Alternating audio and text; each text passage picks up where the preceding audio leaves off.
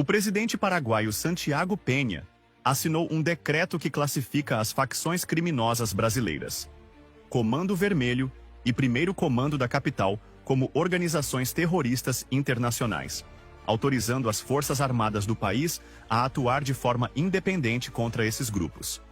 Nesse sentido, ele autorizou as Forças Armadas a utilizar fogo pesado e letal para exterminar essas facções criminosas dentro de seu país e, mais especificamente, na fronteira com o Brasil. A medida, publicada na quinta-feira passada, representa um desafio direto às políticas de segurança do governo brasileiro, liderado pelo presidente Luiz Inácio Lula da Silva, que tem resistido a enquadrar essas organizações sob a lei antiterrorismo. O ministro da Defesa paraguaio, Oscar González, afirmou em entrevista a uma rádio local que o novo enquadramento jurídico permite operações autônomas, sem a necessidade de coordenação com instituições estrangeiras, incluindo o Brasil, declarando: "Agora não precisamos mais coordenar com outras instituições para enfrentar esses grupos."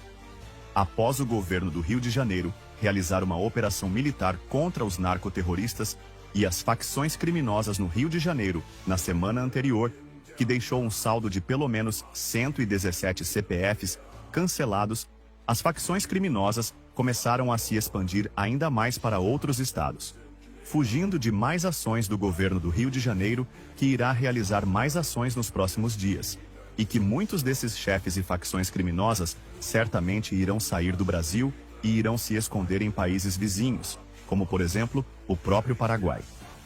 A decisão surge no rescaldo dessa mega operação policial no Rio de Janeiro, em 24 de outubro, que destacou a expansão transfronteiriça dessas facções.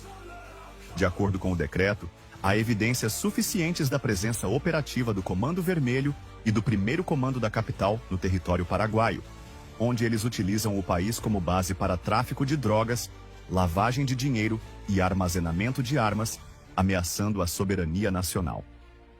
González enfatizou que a classificação não é meramente simbólica, mas uma mudança prática que habilita as Forças Armadas, a Polícia Nacional e a Secretaria Antidrogas a conduzir ações ofensivas, alinhando o Paraguai com posturas mais rigorosas adotadas por vizinhos como a Argentina.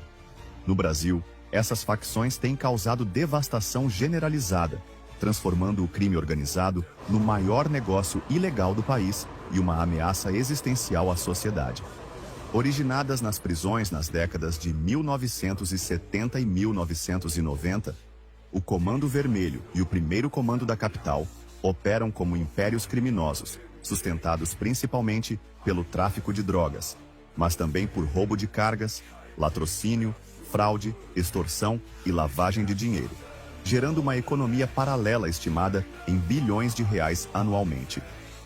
Elas controlam vastos territórios em estados como Rio de Janeiro, São Paulo, Amazonas, Rondônia e Bahia, impondo toques de recolher, cobrando taxas de proteção e fomentando guerras territoriais que resultam em milhares de mortes por ano, exacerbando a violência urbana e rural.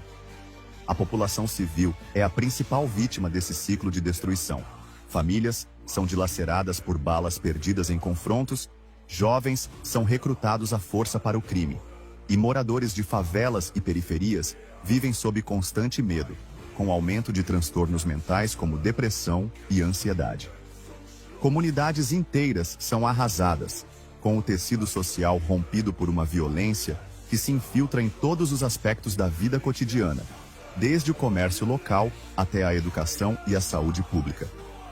Críticos argumentam que essas facções são indiretamente aparadas e protegidas pelo governo Lula, que resiste à classificação como terroristas, optando por tratá-las como grupos criminosos comuns, e por setores da justiça brasileira, cujas decisões frequentemente resultam na soltura de líderes ou em atrasos processuais, permitindo a continuidade de suas operações. A expansão internacional dessas facções, incluindo para o Paraguai, reflete falhas no controle interno brasileiro. No país vizinho, elas exploram rotas fronteiriças para escoar cocaína da Colômbia e Bolívia, fortalecendo alianças com cartéis globais e ameaçando a estabilidade regional. Embora haja acordos bilaterais de cooperação entre Brasil e Paraguai para combater o crime organizado, como reforços em operações conjuntas e compartilhamento de inteligência, a nova medida paraguaia sinaliza uma abordagem mais unilateral. Em resposta, o governo brasileiro tem promovido alternativas, como o envio de um projeto de lei antifacção ao Congresso, que cria a figura penal de facção criminosa, endurece penas, prevê bloqueio de bens e estabelece um Banco Nacional de Facções Criminosas. Lula também sancionou leis para proteger autoridades no combate ao crime, enfatizando desarticulação econômica e investigativa em vez de retórica terrorista, que poderia complicar relações internacionais. No entanto, opositores insistem que essa postura perceived de leniência permite que as facções continuem a oprimir a população, com civis arcando com o custo humano de uma violência que destrói vidas e comunidades. A repercussão inclui pedidos de reuniões emergenciais entre autoridades dos dois países, com preocupações sobre incidentes transfronteiriços. Governadores de estados como Mato Grosso do Sul clamam por diálogo para mitigar riscos, enquanto a medida paraguaia pode incentivar outros vizinhos a adotar posturas semelhantes, forçando o Brasil a reavaliar sua estratégia de segurança frente ao legado destrutivo dessas facções.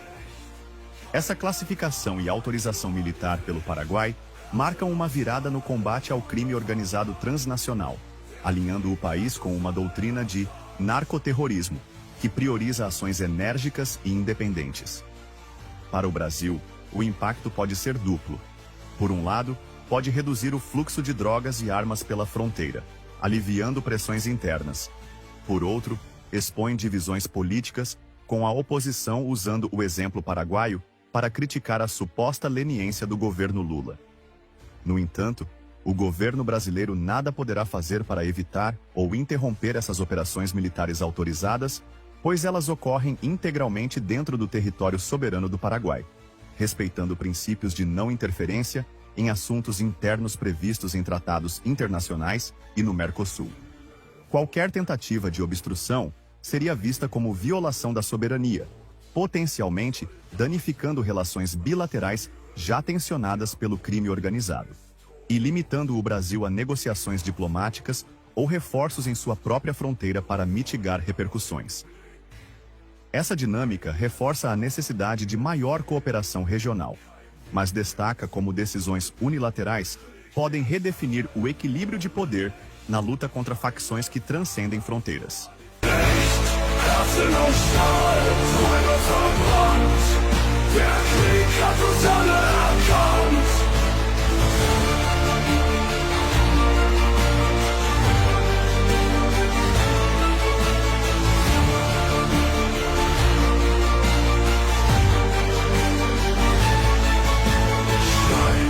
In der Nacht, Maschinengewehr.